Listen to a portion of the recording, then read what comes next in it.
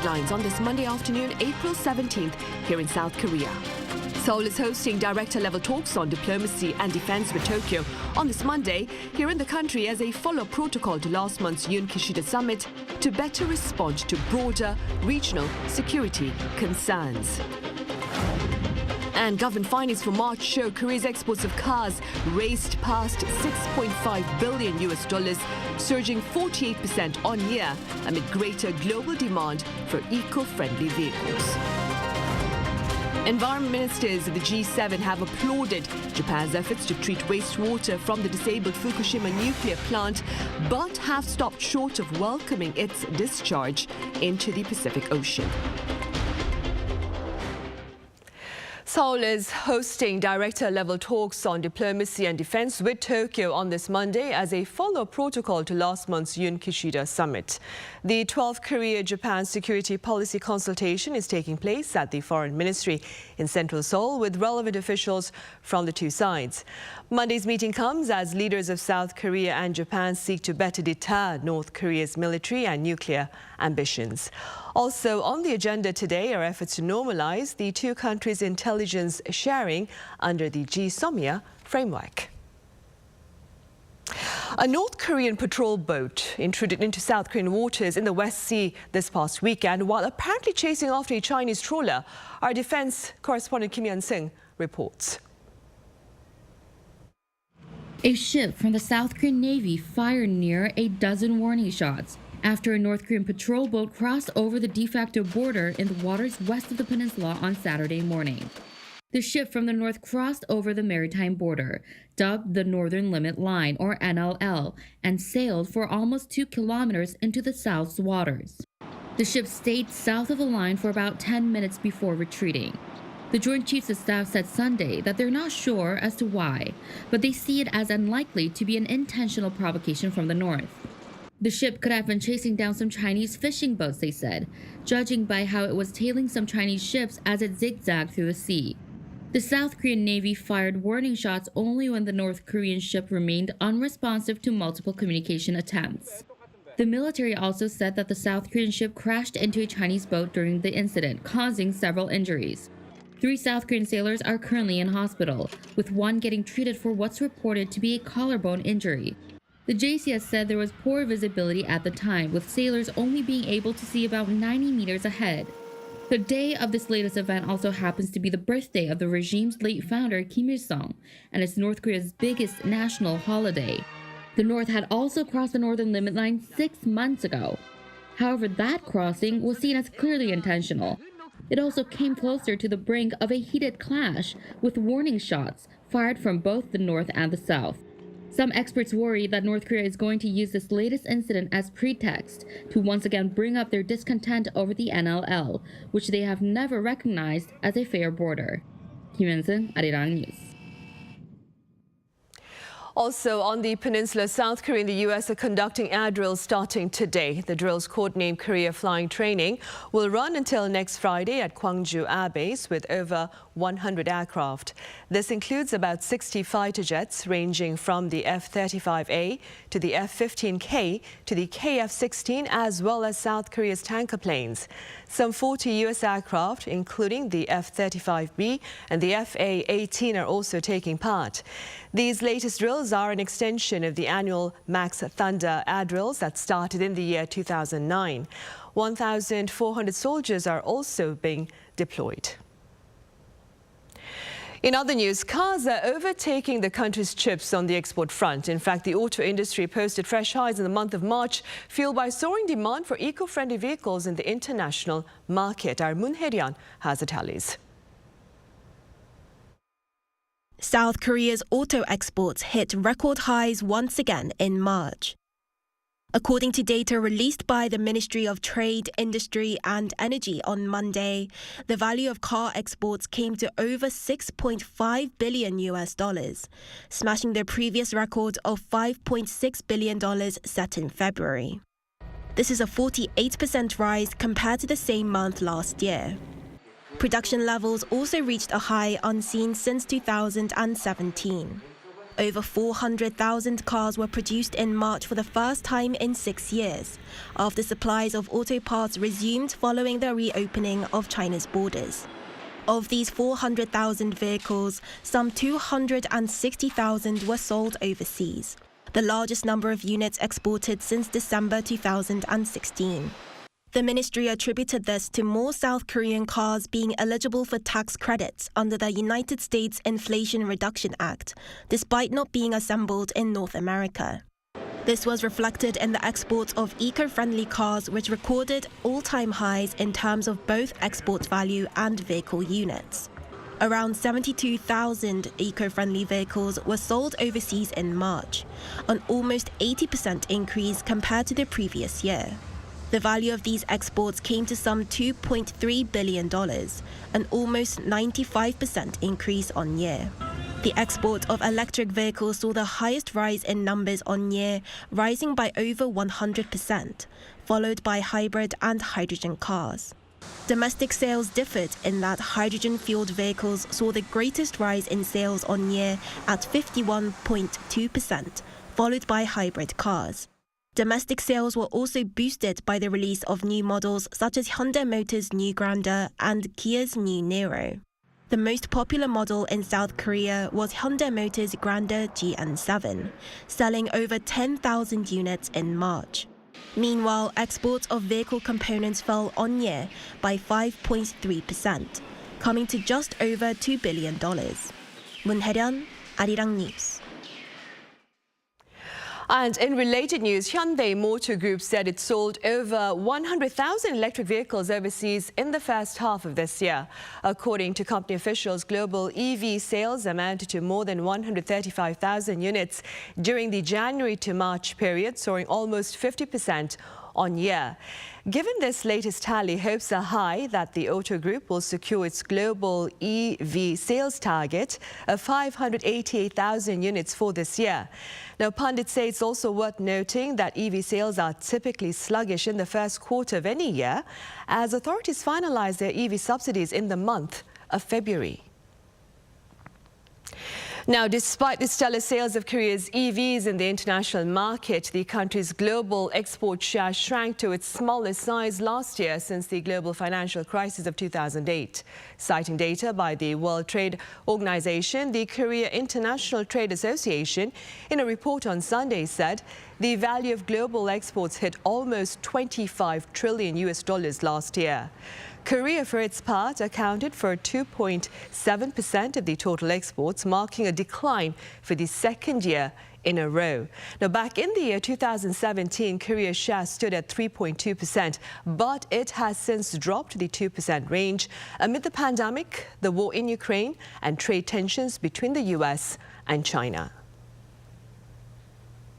1 out of every 4 Koreans is now over the age of 60, and as tangible proof of this shift in demographic portrait, there has been a remarkable expansion in the number of senior citizens in the workforce. Our Yoon-Jin reports. The last of the baby boomers are now getting closer to retirement age. And with more elderly people than children, South Korea's population is aging quickly, with the number of people over 60 having surpassed the 25% mark in 2022. On Monday, new data was released from Statistics Korea, the Ministry of SMEs and Startups, and the Ministry of the Interior and Safety. The latest figures for 2022 show not only record high numbers of new jobs for people aged 60 and over, but also record high on-year job growth for people of that age group. There were some 5,858,000 people aged 60 and above employed in 2022. That's an increase of 452,000 jobs from the year before. The number of jobs for this age group has been growing on year since 2004. It took 14 years for the number of workers aged 60 and above to increase from 1 million in 1987 to reach the 2 million mark in 2001. It took 11 years to reach 3 million in 2012. But to reach the 4 million mark in 2017, it only took another 5 years, and only 3 years to surpass the 5 million in 2020. And another record is being set by the elderly age group. With longer life expectancies, a growing number of people over 60 are starting new businesses.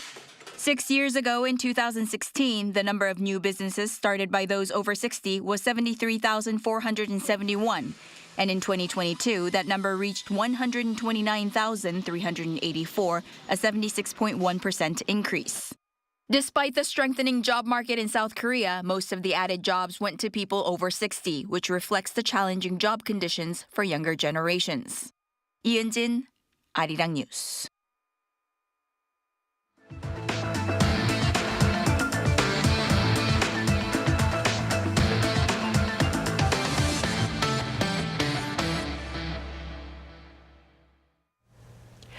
Over in Japan, energy and environment ministers of the Group of Seven have acknowledged Tokyo's ongoing efforts to treat the wastewater from the devastated Fukushima nuclear power plant, but they've stopped short of supporting its planned discharge into the Pacific Ocean. Our Cho Soo-young explains. The G7 meeting of climate, energy and environment ministers from 7 major countries was held in Sapporo City, Japan over the weekend and ended with the adoption of a joint statement. The statement welcomed the scientific dismantling of the Fukushima nuclear power plant, which is being conducted in cooperation with the International Atomic Energy Agency, and recognized Japan's transparent efforts. Regarding the discharge of contaminated water from Fukushima nuclear power plant into the sea, the statement also expressed support for the safety verification of the IAEA. However, according to Japan's Asahi Shimbun, the phrase welcomed the release of contaminated water that the Japanese government wanted was not included in the statement. This is due to opposition from Germany's environment minister. The South Korean government reconfirmed its position on the contaminated water in response to the G7 meeting statement. It stated that the process should be scientifically and objectively safe and comply with international standards, and that all aspects of the disposal, including information sharing, should be conducted transparently. Japan plans to release contaminated water from Fukushima nuclear power plant into the sea by this summer. Cho Soo-young, Arirang News. Meanwhile, in the U.S., a sweet 16th birthday party turned into a shocking crime scene with 4 young lives lost and many more injured. Our Lee Seung-jae has more. What was supposed to be a joyous sweet 16th birthday party in Alabama on Saturday turned into a deadly event with 4 people shot dead and over 24 others injured. This incident occurred at approximately 10:34 p.m. near the 200 block on Broad Neck Street here in Dadeville in Tallapoosa County. All right. There were 4 lives, not fatalities, lives. There were 4 lives tragically lost in this incident, and there's been a multitude of injuries. As they said, this is going to be a long, complicated process. The Alabama Law Enforcement Agency said that due to the seriousness of the incident, the FBI, the U.S. Bureau of Alcohol, Tobacco, Firearms, and Explosives, and the 5th Circuit District Attorney's Office were all present at the crime scene and are currently assisting with the investigation into the shooting. Among those killed is the brother of the girl celebrating her 16th birthday. Many of those wounded are also teenagers, including several who are currently in critical condition. Authorities did not provide any information on a potential suspect or any possible motive for the shooting. The latest deadly shooting in the U.S. comes just weeks after 2 high-profile shootings that occurred in the nearby states of Tennessee and Kentucky. There have been at least 146 mass shootings in the U.S. so far in 2023. The rise in the number of mass shootings in the country has prompted more leaders to call for tougher gun control laws. Lee Seung-jae, Arirang News. Here in Korea, as part of broader efforts to ease our fossil footprints, the government is actively promoting green remodeling of old buildings to allow for greater energy efficiency. Our Shin Ha-young was out and about. In order to achieve carbon neutrality by 2050, South Korea must reduce greenhouse gas emissions from buildings, which accounted for 1/4 of the country's total emissions, by 32.8% compared to 2018 figures by 2030. But this is not an easy task, as many older buildings weren't built to current standards that take emissions into account. With these older buildings in mind, the Ministry of Land, Infrastructure and Transport launched a project to support those who plan to participate in green remodeling, which aims to improve the environment indoors while reducing greenhouse gas emissions from buildings. This was a police station for 40 years, and after undergoing green remodeling, it's now an energy-efficient office building with its energy cost 65% lower compared to before. Installing solar panels helped transform this office into a more eco-friendly place. In particular, the building integrated photovoltaic or BIPV system on the exterior walls not only saves energy, but also enhances the appearance of the structure. It also has a building energy management system to monitor and control the building's energy needs. This daycare center is a much cozier place for children during the winter since going green. An energy-efficient thermal pane window using low emissivity glass allows sunlight in during winter and keeps heat inside. In summer, the windows block out heat while still letting in natural light. We used to consume around 14,000 kilowatt-hour of electricity per month, but after going green, it went down by 2,000. This place was freezing during the winter, but now it's so cozy and warm that even the kids can run around barefoot. This eco-friendly university library improved its energy efficiency by 50% compared to before. It uses a heat recovery ventilator to improve indoor air quality by replacing stale indoor air with fresh air from outside. Starting this year, the green remodeling project for public buildings has expanded to senior centers and public libraries. As for the private sector, the government decided to provide more financial aid to participants. About 12,000 private buildings undergo green remodeling annually. But last year, due to the rate hikes, there were fewer participants. So this year, the government is focusing more on private buildings. He added that green remodeling has become more attractive these days as energy bills rise. 신하영, Arirang News.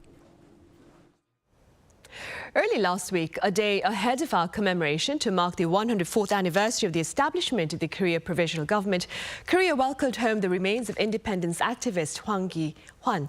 My colleague Song Yujin has his story. A long-awaited return home. April 10, 2023, independence activist Whang Kee-whan makes his way back to Korea. Exactly a century has passed since he died. It was in 2008 when a Korean pastor found Hwang's grave at a cemetery in New York. The journey back home was not easy because Hwang didn't have any family members to request his reinterment. But the cemetery finally gave the green light this January after more than decade-long efforts by the Ministry of Patriots and Veterans Affairs and the Korean Consulate General in New York. Then, who was Whang Kee-whan? Hwang was a real trailblazer for Korea's independence movement in Europe. While there were other activists around, he really stood out for his diplomatic efforts in Paris and London to raise awareness. The struggles he made for his home country can be seen at the National Memorial of the Korean Provisional Government. Marking the 104th anniversary of the establishment of the Korean Provisional Government, this exhibition in capital Seoul is showcasing 146 items of independence activists, including a letter, book, and photo of Whang Kee-whan. Hwang moved to the United States in 1904 when he was 18 and fought in the American military during World War I.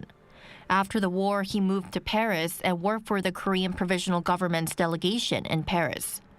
He wrote books on Korea's fight for independence and how Japan illegitimately took away Korea's sovereignty. One of them is Our Business in Europe. Hwang also looked after overseas Koreans. He saved 35 Korean laborers in Russia who were on the verge of being deported to Japan and helped them settle down in France. This is the letter Hwang sent to them. Visitors can also take a look into the lives of other independence activists who fought for Korea's independence in China, the U.S., Cuba, and Mexico. Life abroad was tough. Through this exhibition, we want to show that despite these harsh circumstances, these activists never gave up on their dreams of seeing their homeland free and independent. The exhibition is open every day except Mondays until July 9th. 송유진, Arirang News.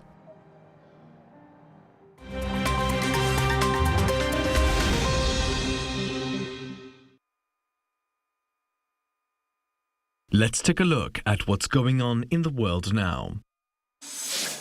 In Japan, a suspect has been charged for throwing a smoke bomb at Japanese Prime Minister Fumio Kishida.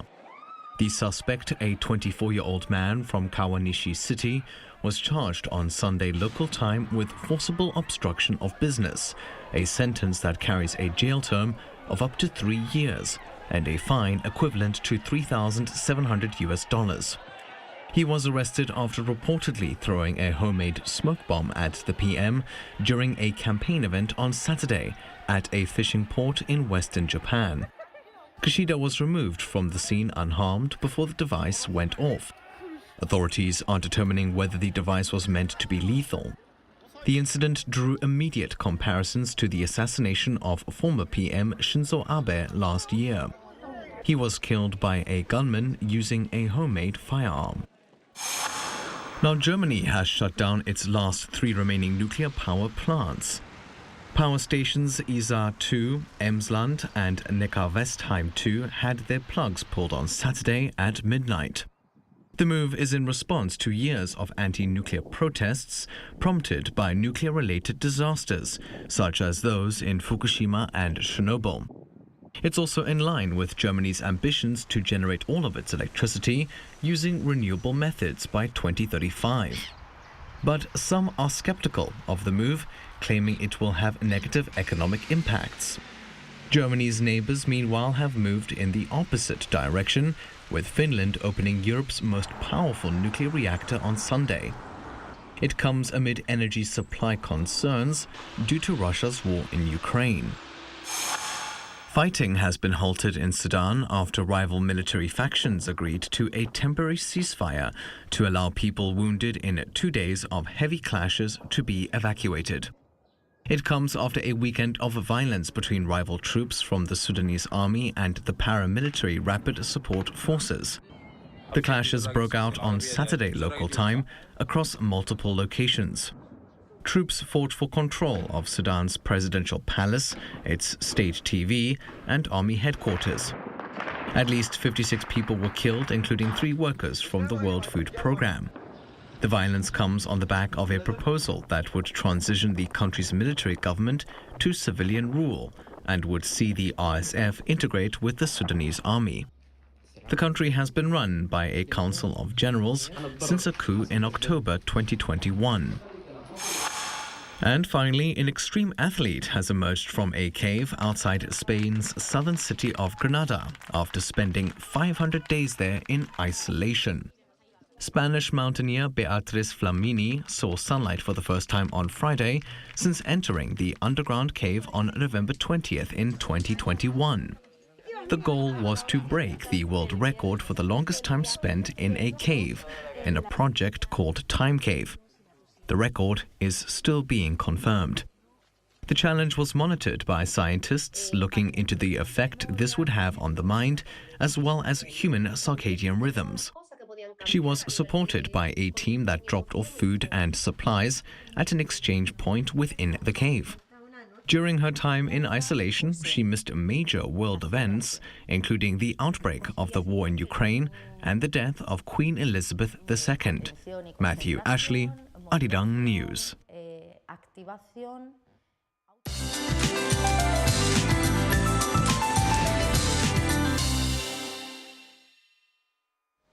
Good afternoon. After a chilly start this morning, a warm afternoon takes shape across Korea, which is common around this time of year. Do dress accordingly to avoid catching a cold and take good care of yourselves. Air quality has improved in central regions, but sunshine will be replaced by clouds as the day goes on, while southern provinces will be under sunny skies all day today. Overall, a long-awaited pleasant afternoon is here with breathable air and nicely warmed up temperatures, hovering around 20 degrees Celsius in most parts of the country.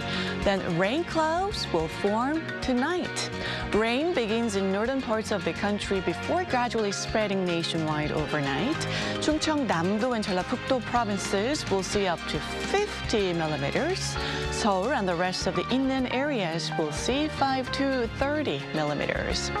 Rain continues into Wednesday in southern provinces, while the capital will see highs soaring to 27 degrees on the same day. That's Korea for you, and here's a look at the international weather conditions.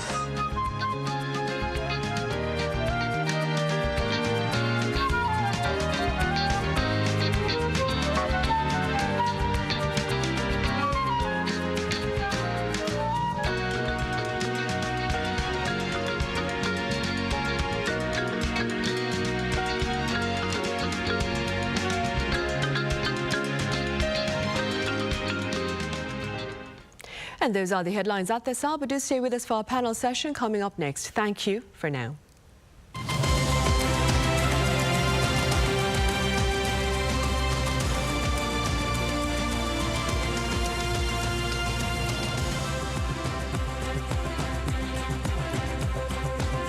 I'm live!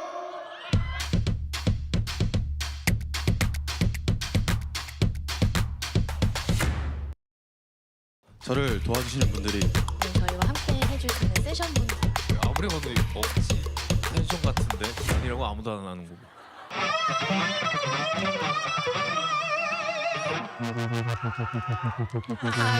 좋아요.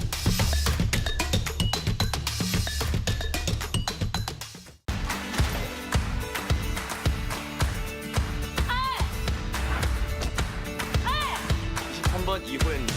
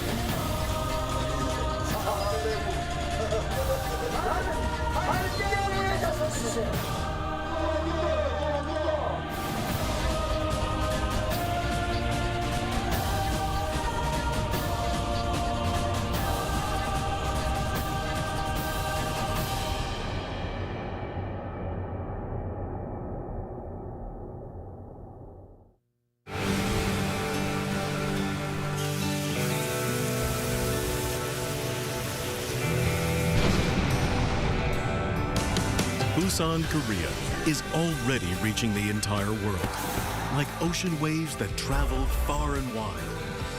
It's Busan, the perfect World Expo city, transforming our world, navigating toward a better future.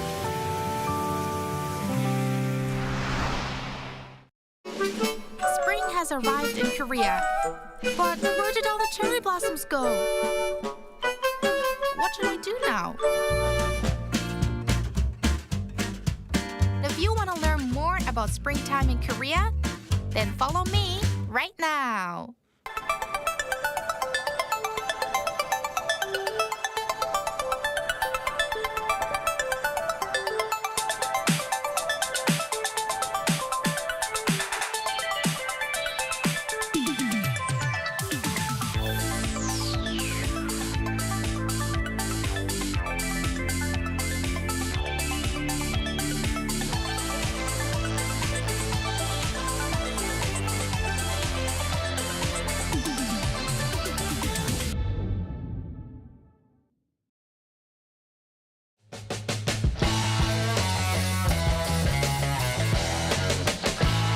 Contour the world, simply contour. India, the United Kingdom, New Zealand. Woo!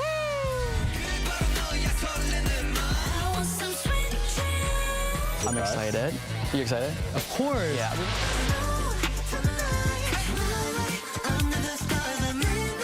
Music, start.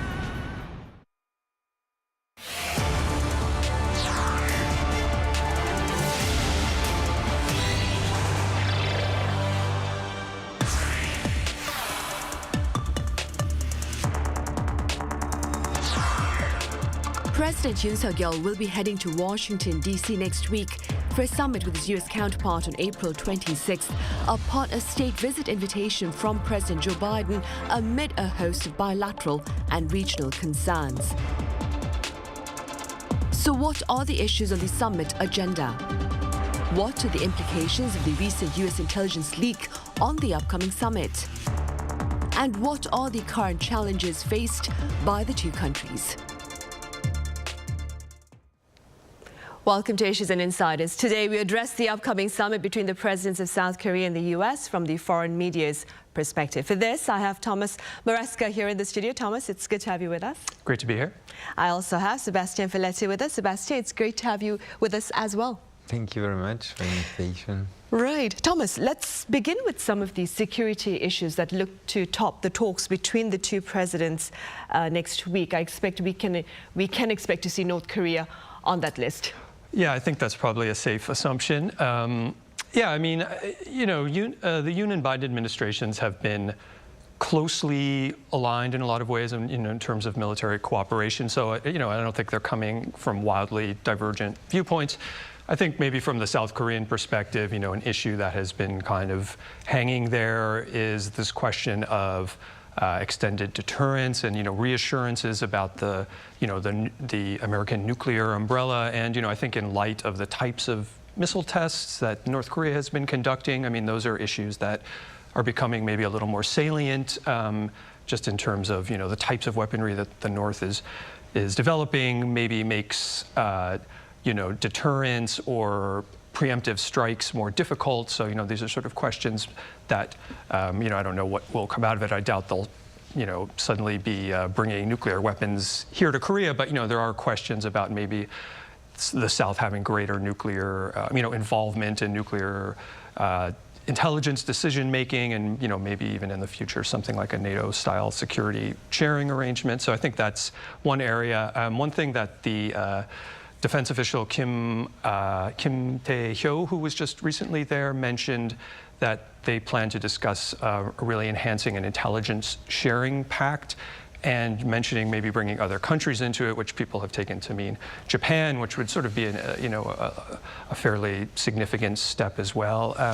Yeah, and from, you know, the U.S. side, I'm sure we'll get into this more as well, but, you know, the U.S. has been pushing for South Korea to do more direct military aid to, you know, to Ukraine, and you know, China is kind of hovering over all of this as well. So there are, you know, quite a few issues to discuss. Right, they are. And Sebastian, as Thomas mentioned, North Korea last week, it test launched a new solid fuel Hwasong-18 intercontinental ballistic missile. Could you tell us a bit more about this particular weapon and its implications?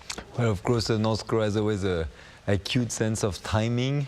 They know what they were doing. It was also on a very special occasion in North Korea around the anniversary of the the birth of the founder of the regime, Kim Il-sung, and of course that launch of a new ICBM, yet another one, was expected by analysts, but it is a very meaningful one because, of course, it's ICBM, so in theory it could hit the American territory. But more importantly, this time the North Korean regime claimed that this is a solid fuel-based missile.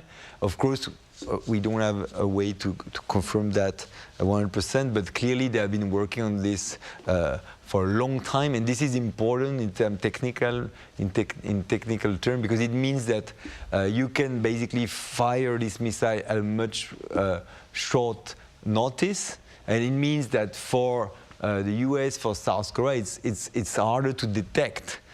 So this is important because this is part of the bigger picture, which is North Korea, Kim Jong-un drive to build up his nuclear arsenal. He said that he wanted to increase it exponentially, and basically the idea is to make a full arsenal that not only in quantity but quality have very different type of missile. We saw the test launch from submarines. They're using a cruise missile. So the whole idea is that it will be harder for the US to detect, and so the idea is to eventually make the US vulnerable, or at least have second thought before hitting North Korea in a potential conflict. So it's so this Hwasong-18 is just one brick into this bigger wall that the North Korean leader is building up at the moment. Right, and hence the talks will include North Korea's such military as well as nuclear ambitions, of course.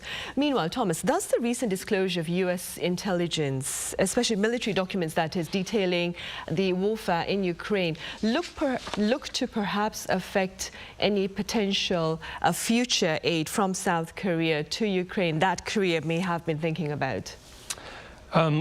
You know, that's going to be an interesting kind of subplot, I think, throughout this entire state visit. In terms, you know, clearly, I think it puts the issue more out on the table in terms of you know, what the U.S. has been hoping for and what the South Koreans have been, you know, grappling with internally, assuming that all, you know, this information is reliable. So, you know, I could see it having an impact in either direction. I mean, on the one hand, you might say now South Korea is in a position to, you know, with the sort of the leak of this information, to not appear that they're, you know, so quick to, you know, kind of fall into line and do what the U.S. is hoping for. You know, at the same time, you know, they might have an argument to say, okay, now, you know, it's all out there, so it's worth discussing. I mean, already, I think last week, the Dong-A Ilbo here reported that the South was going to ship 500,000, you know, 155 millimeter shells to the U.S. in a kind of a lending agreement, which is, you know, one way of sort of skirting the issue in terms of, you know, not supplying it directly to the Ukraine, but it would allow the U.S. to you know, ship more of its own to the Ukraine, but also it's not even selling, it's just a lending agreement. So, you know, that's there on the table. You know, and I think it's also, recently the Polish Prime Minister was just in Washington and really explicitly mentioned that, you know, Ukraine does need Seoul, you know, does really need ammunition and wants, you know, South Korea to step up. But the South needs more assurance from the U.S., like much more concrete assurance, because, you know, the concern here is obviously China and Russia. How are they going to react if the U.S.? So, you know, maybe the stakes are a little more clear in how that plays out. Right. Sebastian, pundits believe that the recent U.S. intelligence leak looks to complicate next week's summit between President Yoon Suk-yeol and his U.S. counterpart Joe Biden. Do you agree? Well, it's just one other layer in a very complicated situation. I mean, we're in a quite paradoxical situation at the moment between US and South Korea, because actually the alliance on the surface is going very well because we have currently an administration in Seoul that is very much leaning toward the US, that want to strengthen the relationship with Washington. So that's made it very fluid in one way. But behind the scene, we know that it's much more complicated than that because, as we mentioned just before, there is this North Korean military buildup. And basically, it seems like the US and South Korea don't exactly assess the level of the threat in the same way. So the US, still believe that they have the capability to deter North Korea from going further into a conflict.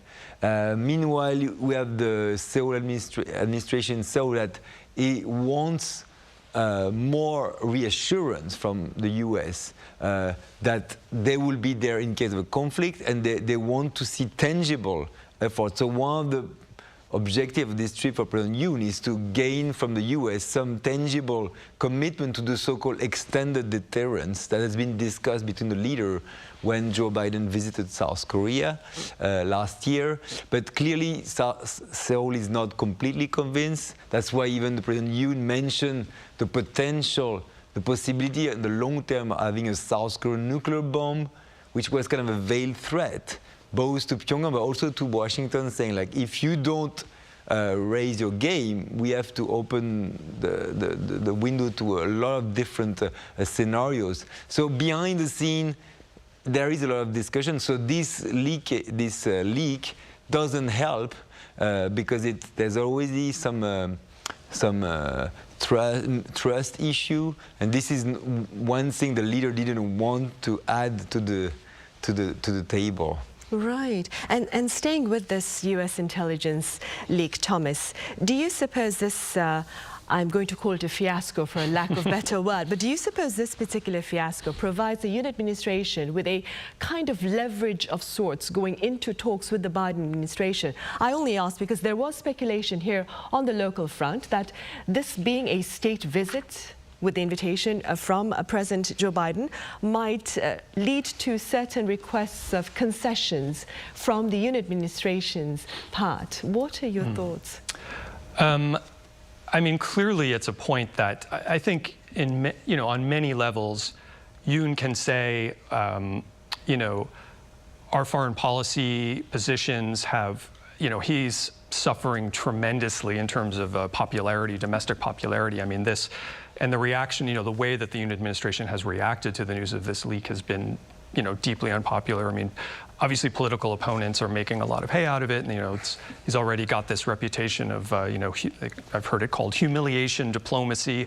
The tightening of relations with Japan was, a major step that has been, that the U.S. clearly is in favor of, but the Yoon administration has, taken a tremendous hit, on popularity-wise. So clearly, there's something to be said about, it's probably in your interest to Washington to give us some concessions so I don't go back looking even worse than before. I mean, there's electoral considerations coming up, and I think in a lot of ways, yes, the Biden and Yoon administrations have worked together in several areas. I mean, there are obviously cracks in that partnership, but how that will play out. I mean, I'm sure we'll talk about it as well, but economic, there are economic considerations as well. So there's a lot on the table. I think it's a salient point to bring up that there's, the Yoon administration is taking a hit for some of this stuff. So how Washington responds, we'll see. Right, and moving forward, Sebastian, French President Emmanuel Macron was the first foreign leader to be extended this diplomatic honor of a state visit by the Biden administration. What dominated talks back then? Well, actually, it's a very interesting parallel to make because, of course, I mean, France, South Korea are in a different situation when it looks at the US, but they are both allies. And there are similarities in the sense that the reason why there was this state visit extended to Emmanuel Macron, and who came with the First Lady Brigitte Macron, at that time was a lavish, warm welcome. But basically, that was seen as a a payback or sweetener, because 1 year ahead before there was a huge spat between France and the US when basically the so-called AUKUS deal with Australia, when the US and the UK torpedoed a deal, a French-Australian deal to build submarines. That was a huge blow for France, for Emmanuel Macron, and in a way to mend the fence, Biden offered the honor of a state visit. So there's a bit of a, I think the situation with South Korea is quite different, because we never went to that extent, but still, in this gesture that the Biden is doing today to Yoon is also a way to show, to demonstrate very much in public how much he cares for his ally, and to cover up for more challenging issue on the table. So at that time, the big discussion was about Ukraine, because that's the main issue for transatlantic relation. Ukraine, but also the so-called IRA, Inflation Reduction Act, which is also a big issue between South Korea and the US, but it's also a big trade irritant between the EU and the US, and of course the French complain about this IRA and try to get some concession, like the Koreans did, and of course they got very little, but at least they need to bring back home something that they can flag as at least a little sweetener. Right, and staying with what our Sebastian just said, Thomas, do you suppose the Inflation Reduction Act as well as the US CHIPS Act will dominate economic talks between President Yoon and his US counterpart, Joe Biden? Yeah, absolutely. I think it's a major, issue of concern for some of the reasons Sebastian was mentioning. I mean, clearly the South Korean trade relationship with China is massive and quite important and central, and central to some of these key industries like semiconductors. So it's not easy for South Korea to just sort of, flip the switch and say, okay, we're really cutting you out. I think, the things that seem to be coming up are kind of issues of clarity, and there's still certain things that are not defined about the IRA or the CHIPS Act. I mean, one thing that, Samsung and SK Hynix have brought up in terms of opening more plants in the U.S., which would be, the CHIPS Act would give subsidies to companies that want to do that. But they're saying there's a lot of strings attached. There are a lot of information sharing requirements and other, financial and technical information sharing. So they've expressed some hesitancy about that, about wanting to apply for that. So that could be an issue on the table. I mean, I think with the IRA, there are, it's still areas that are unclear about, the future of it, like the provisions about how much, what percentage, of components can be used in batteries in 2024 and then raw materials in 2025. And, that's also causing confusion among Korean companies. Some of them have, partnerships with Chinese firms, even based here, but it's like, what is the percentage of the ownership? So I think there's a lot of ambiguity, and I don't think that it's necessarily been worked out on the U.S. side either. So I think those are some questions that will be addressed. I mean, one thing I read recently that seems like it could be a point of cooperation is South Korea has been really pushing to expand its nuclear power development and its plants in other countries. And in some ways, like there's a lawsuit between Westinghouse and KEPCO and one of the other Korean HNA, is it, or KNHA? And so, that has prevented Korea from bidding in some markets like Czech Republic and Poland. So that, I think, could be an issue that Korea could benefit from the IRA's clean energy provisions and, nuclear, developing nuclear plants around the world is a plank of the Yoon administration's, future energy goals. So that could be a topic. Right, and talking about clean energy provisions as mentioned by Thomas, Sebastian, could you tell us a bit about the European Union's CHIPS Act and its purpose? Well, the CHIPS Act, of course, it's a way for it's a way for the EU to play catch up on this critical strategic technological field, the semiconductor, especially the most advanced one. I mean, it's kind of a wake-up call for the EU because we have seen the US move very much aggressively in this field, trying to build an alliance with key producer in Asia, namely Taiwan, South Korea, Japan. And of course, the EU has been realizing that they need also to secure supply chain in the face of growing geopolitical risk. So the European Commission has been trying to build up a European response. But of course, the EU is always facing this challenge compared to the US. It's not a centralized state. Each member state wants to have its share. So the objective of this act is to so-called double the market share of the EU in semiconductor. It's currently around 10% of the supply, the market, and they want to go to 20% by 2030. So they're starting from already a very low level and trying to at least build up. But the big challenges is that how do you get the most advanced chip? We know that the most advanced chips are made by TSMC in Taiwan and Samsung here in South Korea.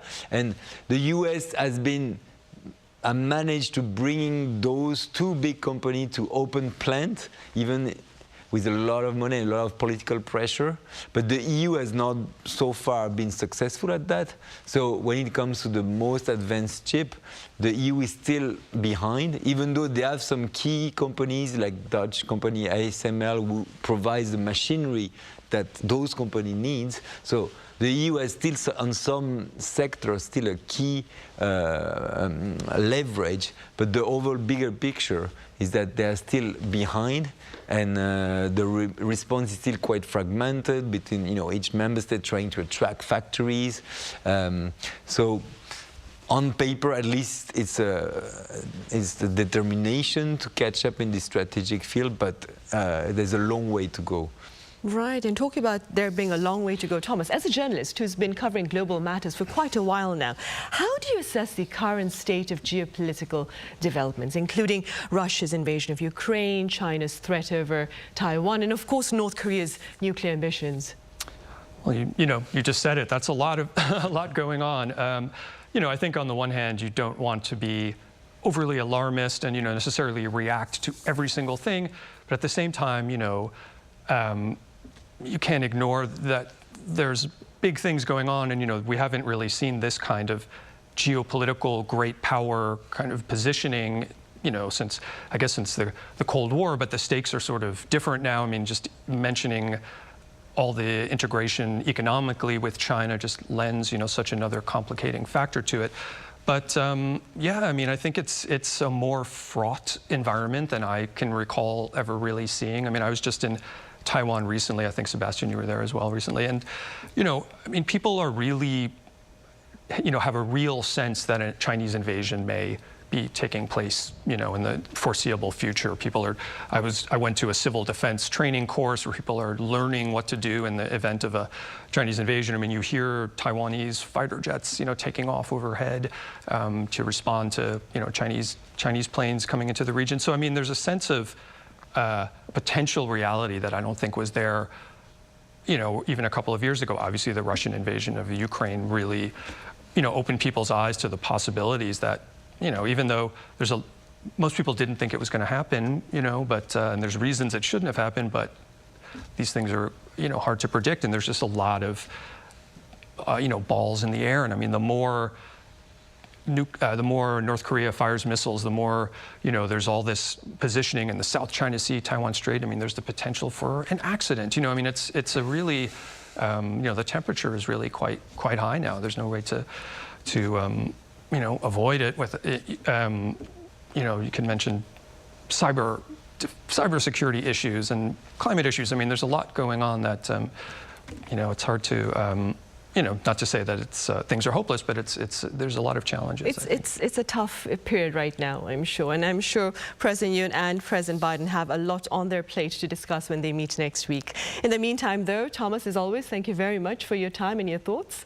And Sebastian, thank you very much for your insights. Thank you very much.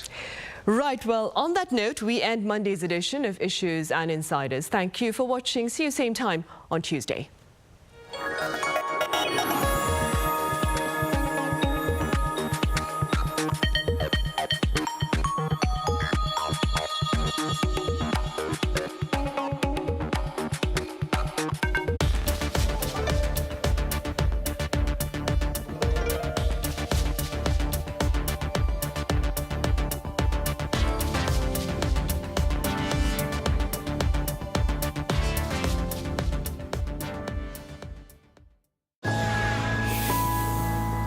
Ireland, like